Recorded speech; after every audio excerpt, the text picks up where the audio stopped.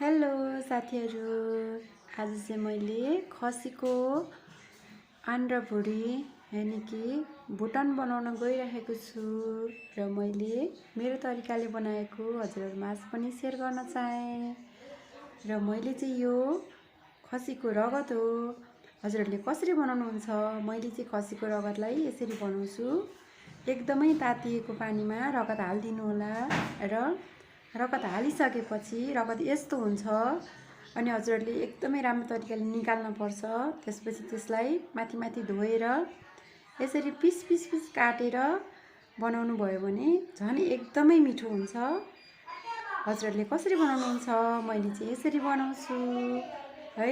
यस्तो गर्दा चाहिँ एकदमै राम्रो लाग्छ मलाई। हेर्नुस् त कति राम्रो छ। यो चाहिँ खसीको रगत हो है।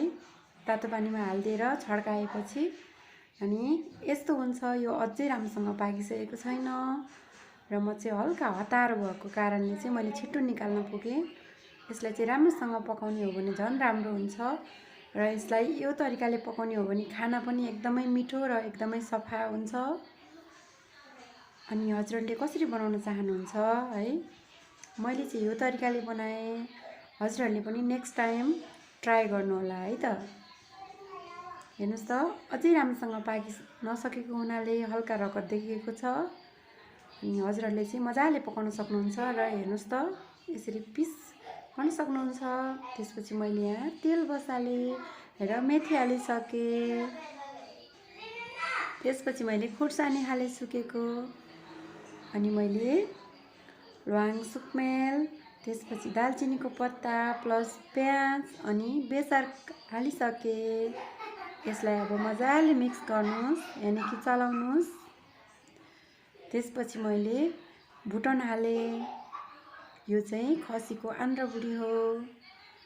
यसलाई पहिले एकदमै उसिनेर त्यसपछि मसिनो काटेर बनाउनु पर्छ र भुँडी आन्द्रा भुँडी पाकिसकेपछि हल्का पाकिसकेपछि त्यसपछि अघि मैले काटेको रगतलाई यसरी मिक्सकट गरेर चलाउनु पर्छ र यसलाई मजाले पाक्न दिनुपर्छ।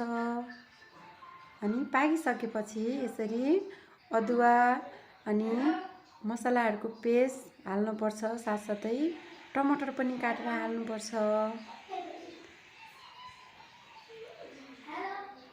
र मैले स्वाद अनुसारको नुन पनि राखिसकेको छु। यो चाहिँ मेरो पकाउने तरिका हो र हजुरहरुले कसरी पकाउनुहुन्छ है आफ्नो आफ्नो तरिकाले बनाएर खान सक्नुहुन्छ। मैले चाहिँ यो तरिकाले बनाएर खान्छु जुन मैले हजुरहरुको माझ सेयर गर्न चाहे। हजुरहरु